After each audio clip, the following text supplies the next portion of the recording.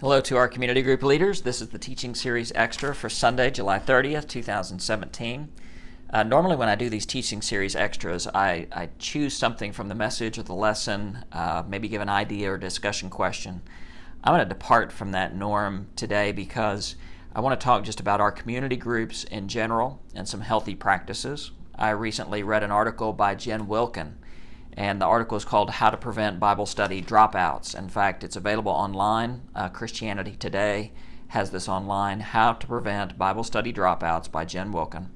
And she talks about three characteristics after her experience in leading, especially women's Bible studies, what she's learned over time.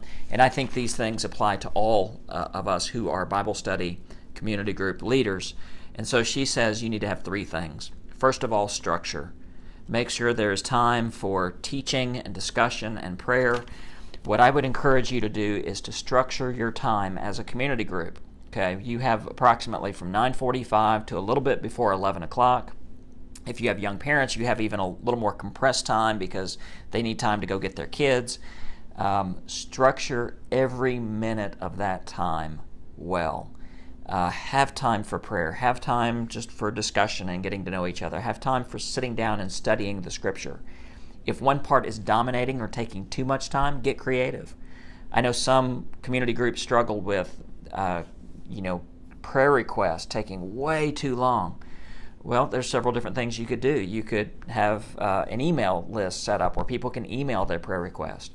I know one community group that passes around a book, and then people write down their prayer request, and then the leader reads them, and so the leader controls how that time is used instead of just opening up the floor.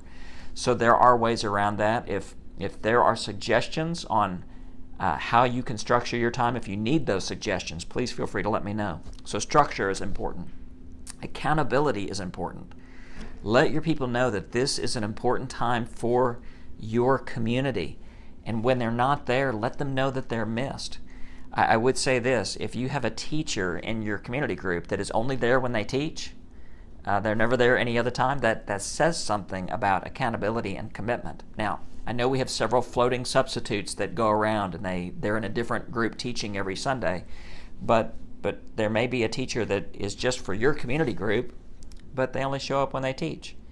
Maybe you need to have a discussion with that teacher. Maybe that's you that I'm talking to. We expect what we inspect. If we want people to be there, we need to say, I expect you to be here. And we let them know when they're missed. Okay, this is not a guilt trip. This is just saying this is an important time. So structure, accountability, and Jen Wilkins says her third thing is predictability. You need to start and end on time. People get frustrated when things start too late or run too late. Also, predictability would be in the quality of teaching. Teachers, you need to be prepared. You need to be spending hours every week. This is my conviction. You need to be spending hours to be prepared to talk, have engaging discussion questions. People want to talk. They want to give that feedback, and to have that sense of predictability. Let me add one more thing, because I hear from some community groups that have several different teachers, and those different teachers are teaching on different themes, and so it's kind of a hop and a skip around. All the teachers need to be on the same page, to have one consistent theme. If it's the pastor's cut, great. If it's something else, that's great too. But to be developing that theme and driving home a point together, that's important to have that predictability and that direction for your group. So again, I would encourage you to read this article. If I can help in any way in establishing that structure and that accountability, that predictability, consider me a consultant. Call me in, let me observe. I'll give you my honest feedback, and let's see what we can do to glorify God in each and every one of our community groups. God bless you this week.